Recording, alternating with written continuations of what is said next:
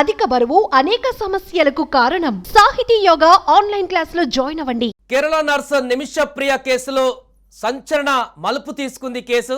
తాజాగా ఉరిశిక్ష ప్రస్తుతం తాత్కాలికంగా వాయిదా పడిన విషయం మనందరికీ తెలిసిందే. దీంతో ఇక ఆమెకు ఆ ఉరిశిక్ష నుంచి పూర్తిగా విముక్తి లభిస్తుంది. ఇదైతే ఆ క్షమాభిక్షలాగా అక్కడ ఏదైతే ఉంటుందో అది పూర్తిగా కూడా బాధిత కుటుంబ సభ్యులు ఎవరైతే ఉన్నారో వారు స్వీకరించి ఆమెను వదిలేస్తారనుకున్న సందర్భంలో తాజాగా దీనికి సంబంధించి ఎవరైతే బాధిత కుటుంబానికి సంబంధించి ఉన్నారో యెమెన్లో వారు సంచలన ప్రకటన చేశారు. నిమిషప్రియను ఎట్టి పరిస్థితుల్లో వదిలేది లేదంటూ కూడా వారు సంచలన ప్రకటన చేయడం ఇప్పుడు ఒక్కసారిగా సంచలనంగా మారింది. మృతుడు తలాల్ అదీబ్ మెహదీ కుటుంబం మాత్రం ఆమెకు శిక్ష పడాల్సిందేనంటూ తాజాగా పట్టుబడుతుంది. నేరానికి క్షమాపణ ఉండదని ఆ మృతుడు సోదరుడు ఎవరైతే ఉన్నారో అబ్దుల్ ఫతా మెహదీ తాజాగా స్పష్టం చేశారు. ఆమెకు శిక్ష పడాల్సిందేనని బ్లడ్ మనీకి ఎంత మాత్రం కూడా అంగీకరించబోమంటూ తాజాగా వెల్లడించారు. శిక్ష అమలు వాయిదా అనంతరం అతడు ఫేస్బుక్లో ఈ పోస్ట్ పెట్టారు. దీంతో పూర్తిగా ఉరిశిక్ష తాత్కాలికంగా వాయిదా పడినా కూడా పూర్తిగా వారైతే వెనకడుగు వేసినట్టు కనిపించట్లేదు.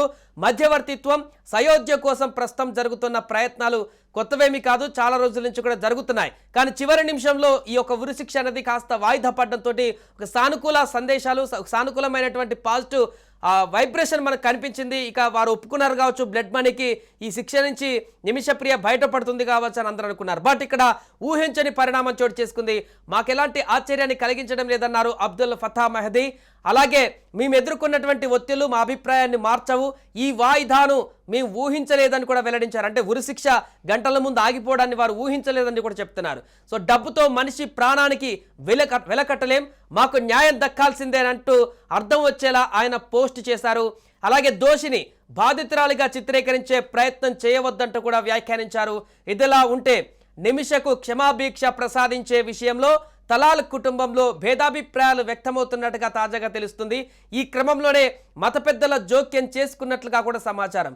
సో ఈ కుటుంబంలో ఎవరైతే బాధిత కుటుంబంలో ఉన్నారో వారిలో ఒకరిద్దరు క్షమాభిక్షకు అనుకూలంగా, బ్లడ్ మనీకి అనుకూలంగా వారు నిర్ణయాలు తీసుకుంటే మరికొందరు ఈ బ్లడ్ మనీ అనేది ఎట్టి పరిస్థితుల్లో తీసుకోకూడదు, ఖచ్చితంగా ఆమెకు శిక్ష పడాల్సిందని వాదిస్తున్నట్టుగా తెలుస్తుంది. ఈ కారణంగానే వారి బాధిత కుటుంబంలోనే రెండు వర్గాలుగా చీలిపోయి ఈ రకమైనటువంటి భిన్నాభిప్రాయాలకు కారణమవుతుంది. ఆ కారణం చేతనే ఆ ఉరిశిక్ష అనేది గంటల ముందు వాయిదా పడింది. కానీ పూర్తి స్థాయిలో ఈ శిక్ష నుంచి విముక్తి పొందినట్టయితే కనిపించలేదు. ఆ పరిణామాలు ఇంకా కొనసాగుతున్నాయి. షెడ్యూల్ ప్రకారం బుధవారమే నిమిషప్రియకు జైల్లో మరణశిక్ష అమలు కావాల్సి ఉంది.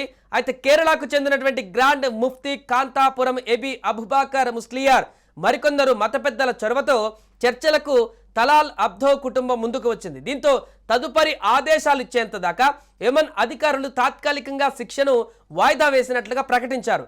ఇదిలా ఉంటే మరొక వైపు Kerala CPI secretary MV Govindan బుధవారం ఉదయం ముస్లియార్ను కలిసి చర్చలపైన ఆరా తీశారు. ఈ అంశం ఇంకా ఓ కొలిక్కి రాలేదు, చర్చించవలసిన అంశాలను ఇంకా చాలానే ఉన్నాయంటూ కూడా ఒకవైపు యెమెన్ అధికారులతో మరొక వైపు క్షమాభిక్ష కోసం బాధిత కుటుంబంతో చర్చలు జరుగుతున్నాయంటూ కూడా ముస్లియార్ తెలిపారు అని గోవిందన్ మీడియాకు వెల్లడించారు. ఈ నేపథ్యంలోనే అటువైపు ఫేస్బుక్లో వచ్చినటువంటి పోస్ట్ బాధిత కుటుంబానికి సంబంధించిన వ్యక్తి నుంచి సంచలనంగా మారింది.